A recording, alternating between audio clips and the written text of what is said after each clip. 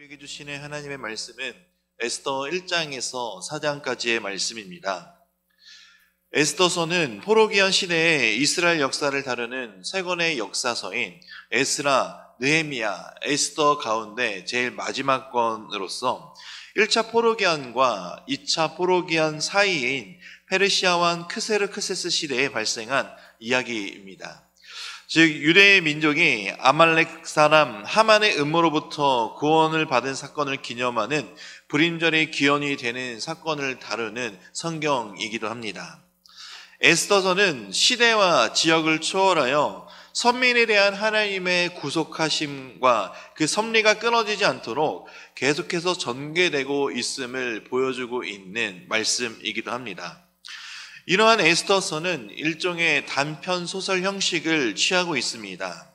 1장은 전체 이야기의 구성에 있어서 배경을 설정하고 앞으로 전개해 나갈 이야기의 서론 역할을 하는 장으로서 왕이 베푸는 잔치와 왕후 와스디의 폐위에 대한 이야기가 전개되어지고 있습니다. 아하수에로로 불려지는 이 크세르크세스 왕은 페르시아 제4대 왕으로 약 21년 동안 페르시아를 통치하였습니다. 그는 재위 3년째 제국 내 모든 신복들을 수산궁으로 불러 6개월에 걸쳐 연회를 베풀게 됩니다.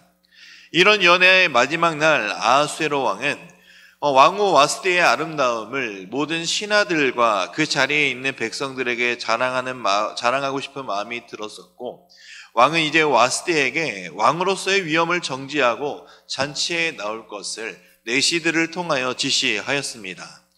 그러나 왕후 와스디는 알 수 없는 이유로 이런 왕의 지시를 거부하였고, 결국 왕의 측근 중 하나인 무무간이 와스디 왕후를 폐위함으로써 왕의 권위와 모든 가장들의 권위를 세우게 하라는 조언을 수용하며 왕후 와스디를 폐위하게 됩니다.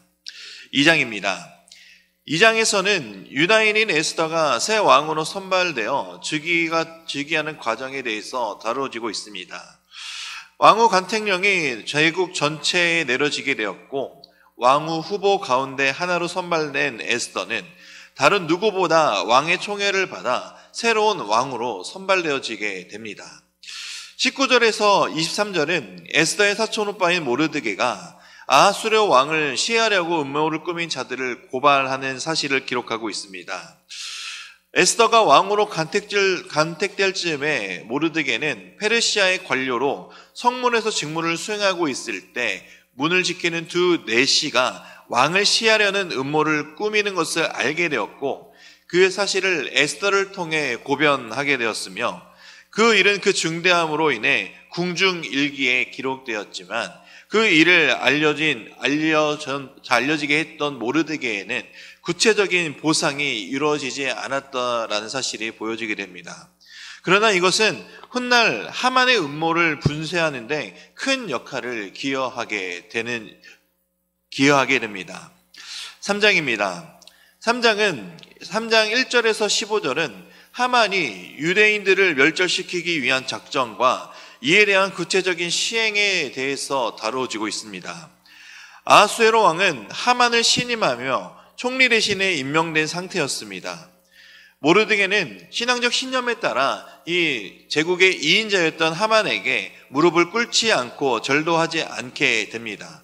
이런 모습에 분노한 하만은 모든 유대인들을 멸절시키고자 이를 작정하고 계획하게 됩니다.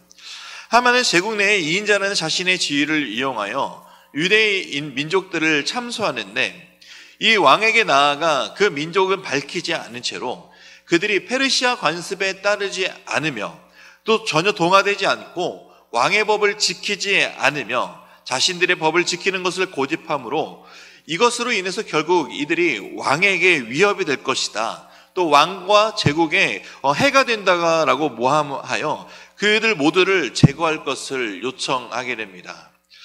이에 크세르크세스 왕은 사실관계도 확인하지 않은 채 이 하만의 뜻에 따르기로 하며 그가 원하는 모든 조서를 작성하여 제국 전체에 반포할 것을 허락하게 됩니다. 4장입니다.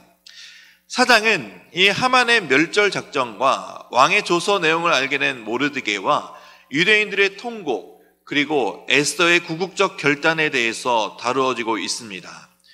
모르드게는 이러한 계획을 알게 되자 옷을 찢은 채 굵은 베옷을 입으며 재가 뒤집어 쓴 채 큰 소리로 통곡하고 왕국 문 앞에 이르렀지만 그 배에 옷을 입은 사람들은 왕궁에 출입할 수 없는 규정으로 인해 대궐문에 들어가지 못하게 됩니다. 그리고 왕의 도서가 각 지방에 이를 때 모든 유다인들은 애통하며 금식하며 부르짖게 됩니다. 모르드게의 소식을 알게 된 에스더는 내시를 보내어 어떻게 된 일인지 물어보았고, 모르드게는 에스더에게 민족의 구명을 위해 왕에게 나아가 탄원하여 줄 것을 요청하게 됩니다. 그러나 에스더는 왕의 부름을 받지 않고 왕에게 나아가는 자는 비록 왕후일지라도 죽임을 당할 수 있기 때문에 모르드게의 요청을 수용하기 어렵다라고 전달합니다.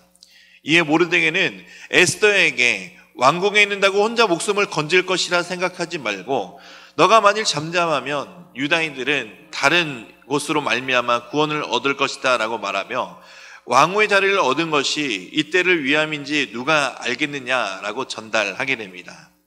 이에 에스더는 모든 유다인들이 3일 동안 자신을 위해 금식 기도하도록 요청하였고 죽으면 죽으리라는 각오를 다지게 됩니다.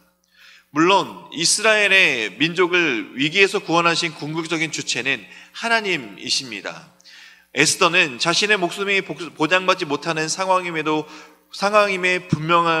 분명하게 알게 됐음에도 민족을 위해 생명까지 헌신하는 모습은 이 시대를 살아가는 모든 성도들에게 도전을 주는 것은 분명합니다.